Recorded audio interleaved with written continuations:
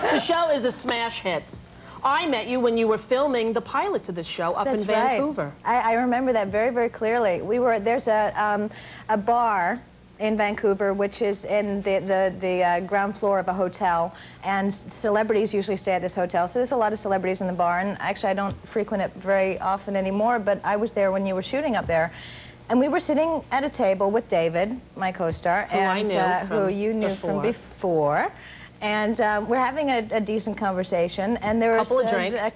I actually don't drink, but you might have been having. I was having a couple drinks. I don't even remember that you weren't drinking because I was. Go ahead.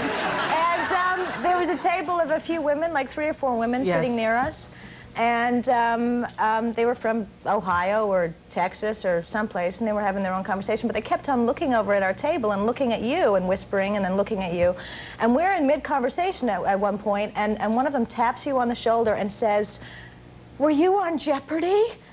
And you said, "Yes." And she was like, "Oh my God, oh my God, she was on Jeopardy!" Like, not even knowing, like, that you have a history or an occupation. It was the highlight of my career, being on Celebrity Jeopardy. And we looked at each other like we were, like, it was, our jaws were hitting the table. It was like we were in the Twilight Zone or something. I know, and they kept saying, "Remember that category? And you knew all about the there." Uh-huh. And remember when that other... Yes, I do. It was like that Chris Farley character. Exactly. Right. But we had fun up there.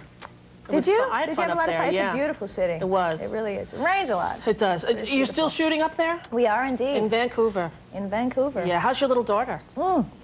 She's amazing. Yeah. She just turned 2 last week.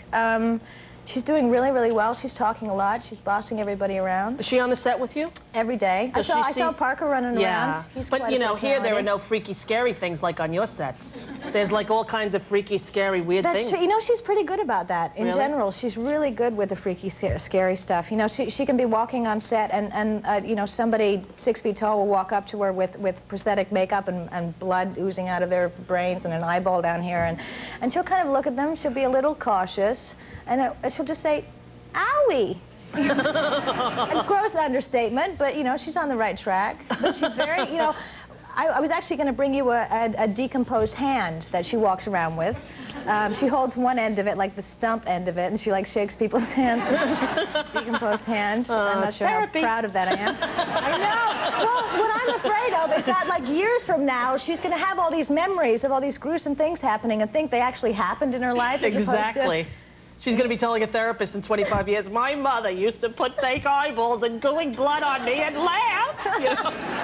Well, I was going to bring you the decomposed hands to put on your little desk collection there, but somebody stole it out of our trailer. Really? Well, it's gone. So instead... Look under your daughter's pillow. Could be there. So instead, I brought you some fluke worms. Ooh. These, if anybody's familiar with the show, there was an episode called The Host, which we, on the crew, conveniently call it Poo Man, because it took place in the sewer a great deal of the time. And there's one scene where a man is having a shower, and he starts to feel nauseous, and he regurgitates this thing, comes out of his mouth, and goes down into the drain. So I brought you a couple. Thank you very much. Really nice. This has been thrown up by an actor. That's very sweet of you. Thank you very much. Oh, 2 of them. Even better. Okay. There you go. They might be hermaphroditic. I'm not sure, but, you know, they could be male and female. You could put, like, little lips on one of them. I think I just might leave them there till the prop guy comes and gets them, but it was sweet of you. Thank you. Thank you. What is that? It's your own FBI Special Agent Identification Badge. Has Rosie's face on it. Let me see that. You can sign it if you want. I will be using this if I ever get pulled over by a cop.